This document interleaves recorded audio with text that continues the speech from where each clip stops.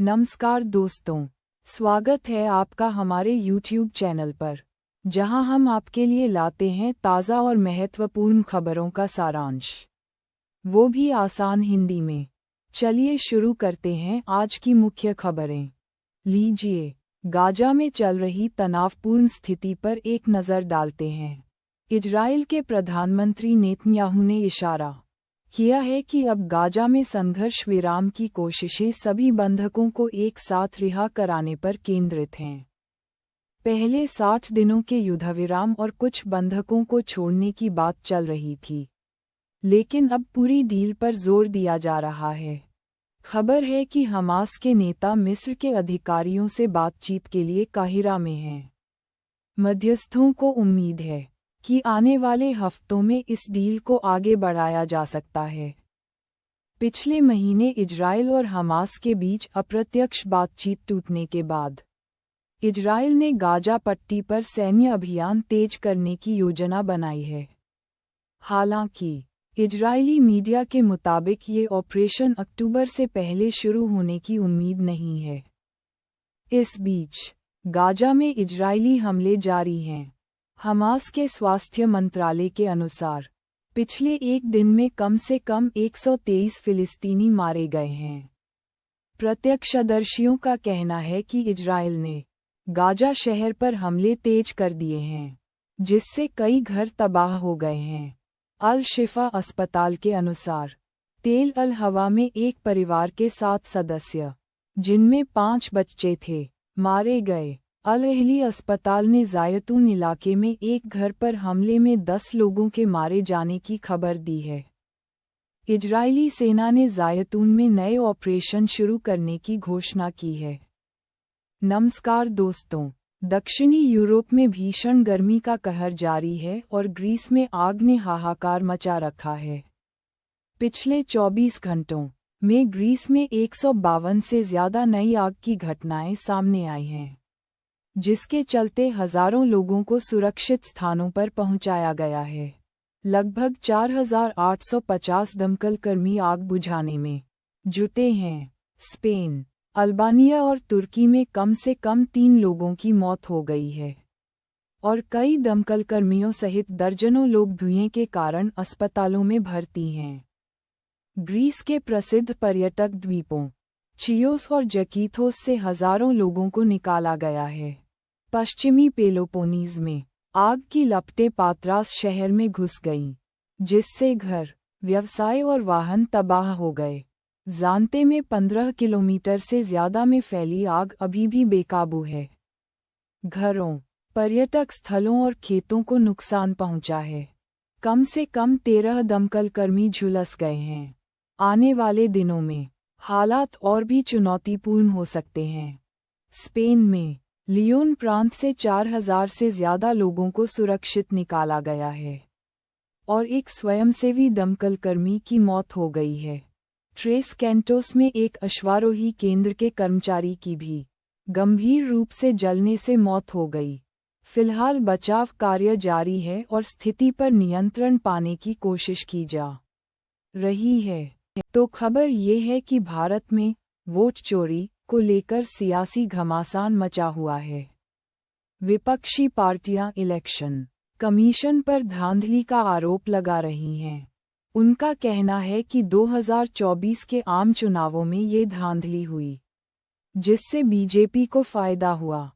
मंगलवार को संसद में भारी हंगामा हुआ। विपक्ष चाहता था कि चुनावी प्रक्रिया की ईमानदारी पर बहस हो। इससे पहले दिल्ली में राहुल गांधी समेत कई विपक्षी नेताओं को पुलिस ने थोड़ी देर के लिए हिरासत में ले लिया, क्योंकि वो इलेक्शन कमीशन के हेडक्वार्टर की तरफ मार्च कर रहे थे। राहुल गांधी ने 7 अगस्त को एक प्रेस कॉन्फ्रेंस में ये मुद्दा उठाया था और अब उन्हें सैकड़ों विपक्षी सांसदों का समर्थन मिल रहा है। हालांकि इलेक्शन कमीशन और बीजेपी इन सभी आरोपों को बेबुनियाद बता रहे हैं। राहुल गांधी का आरोप है कि 2024 के चुनाव में बड़े पैमाने पर वोट में हेरफेर हुई है। उन्होंने इलेक्शन कमीशन से मिले आंकड़ों का हवाला दिया है। हालांकि इलेक्शन कमीशन और बीजेपी उनके इन आंकड़ों की व्याख्या से सहमत नहीं हैं। राहुल गांधी ने बेंगलुरु सेंट्रल संसदीय क्षेत्र के महादेपुरा के चुनावी आंकड़ों का हवाला देते हुए कहा कि वोटर लिस्ट में 1 लाख से ज़्यादा गलत एंट्री हैं, जिसमें डुप्लीकेट वोट, गलत पते और एक ही जगह पर बहुत सारे वोटर्स का रजिस्ट्रेशन शामिल है। उन्होंने शाको रानी जैसे वोटर्स के उदाहरण भी दिए, जिनके बारे में उन्होंने दावा किया कि उन्होंने 2 बार वोट डाला। तो खबर ये है कि वाशिंगटन डीसी की सड़कों पर नेशनल गार्ड के सैनिक आ गए हैं। राष्ट्रपति ट्रंप ने इनको शहर में भेजा है और डीसी पुलिस का कंट्रोल भी अपने हाथ में ले लिया है। ट्रंप का कहना है कि डीसी में अपराध बहुत बढ़ गया है, इसलिए ये कदम उठाया गया है। कल शाम से ही अमेरिकी राजधानी में बख्तरबंद गाड़ियां देखी जा रही हैं और बताया जा रहा है कि करीब 800 नेशनल गार्ड के सैनिक और 500 संघीय कानून प्रवर्तन एजेंट तैनात किए जाएंगे। लेकिन डीसी की मेयर मुरियल बोउसा का कहना है कि शहर में अपराध काबू से बाहर नहीं है और उन्होंने इस सैनिक तैनाती को अधिनायकवादी कदम बताया है। ट्रंप ने न्यूयॉर्क और शिकागो जैसे शहरों में भी ऐसी ही तैनाती की धमकी दी है, जहां डेमोक्रेटिक पार्टी की सरकारें हैं। बीबीसी की जांच में सामने आया है कि डीसी में अपराध बढ़ नहीं रहा है बल्कि कम हो रहा है।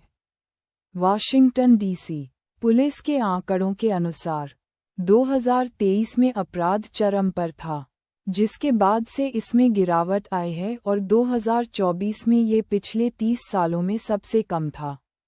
2025 के शुरुआती आंकड़ों के अनुसार ये गिरावट जारी है। इस साल पिछले साल के मुकाबले कुल अपराध 26% और लूटपाट 28% कम हुई है।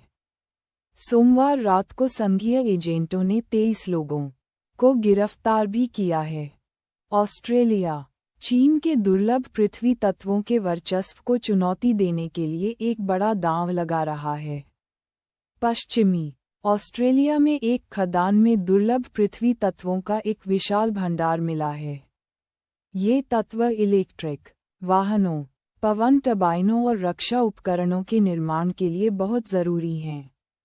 ऑस्ट्रेलिया एक खनन कंपनी को $1 अरब का ऋण दे रहा है ताकि इन धातुओं को निकाला जा सके और उस सप्लाई चेन को बाधित किया जा सके जिस पर चीन का एकाधिकार है।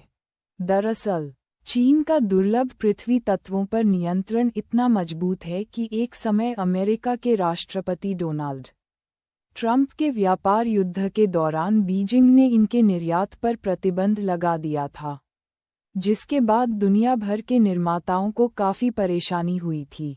यहाँ तक कि फोर्ड को भी अपनी लोकप्रिय एसयूवी एक्सप्लोरर का उत्पादन 1 सप्ताह के लिए रोकना पड़ा था।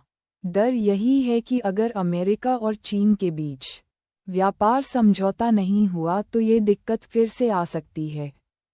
अब ऑस्ट्रेलिया इस मौके को भुनाना चाहता है और दुर्लभ पृथ्वी तत्वों के बाजार में अपनी पकड़ मजबूत करना चाहता है। देखना होगा कि क्या ये दांव सफल होता है। अगर आपको यह वीडियो पसंद आए तो लाइक और सब्सक्राइब करना न भूलें। धन्यवाद।